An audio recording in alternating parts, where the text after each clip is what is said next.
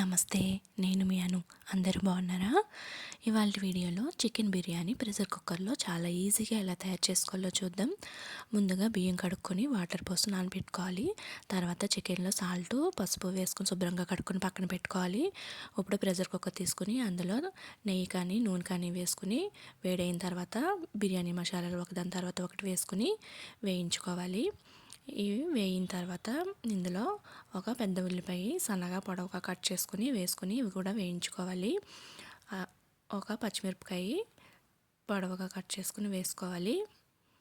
ఇవి వేయిన తర్వాత ఇందులో అల్లం వెల్లుల్లి పేస్ట్ వేసుకుని పచ్చివాసన పోయే వరకు వేయించుకోవాలి. ఇప్పుడు టేస్ట్కి తగ్గట్టు సాల్టు, కారం, బిర్యానీ మసాలా అన్నీ ఒక్కొక్క స్పూన్ వేసుకున్నాను. మీ టేస్ట్ తగ్గట్టు వేసుకోండి.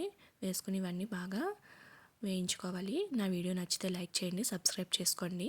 ఇవన్నీ వేగిన తర్వాత చికెన్ ముక్కలు వేసుకుని ఒకసారి బాగా కలుపుకొని మూత పెట్టుకుని విజిల్ పెట్టుకుని ఇలా మగ్గించుకోవాలి. చికెన్ ఉడికి వేయిన తర్వాత ఒక ప్లేట్లోకి పక్కకు తీసేసుకుందాం. ఇలా తీసేసుకుంటే చికెన్ కారం అది చప్పబడిపోకుండా ఉంటుంది. వాటర్ పోస్తే చికెన్ చప్పబడిపోతుంది అనమాట, స్పైసీగా ఉండదు.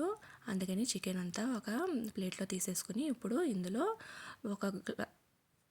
ఒక గ్లాస్ బియ్యానికి 2 గ్లాసుల నీళ్ళు చొప్పున నీళ్ళు పోసుకుని మరిగిన తర్వాత ఇందులో బియ్యం వేసుకుని అలాగే కొత్తిమీర కూడా వేసుకుని బియ్యం కొత్తలాడేటప్పుడు ఈ చికెన్ ముక్కలన్నీ ఇందులో వేసేసుకోవాలి. ఇలా వేసుకుంటే చికెన్ ముక్క బాగుంటుంది, స్పైసీగా ఉంటుంది.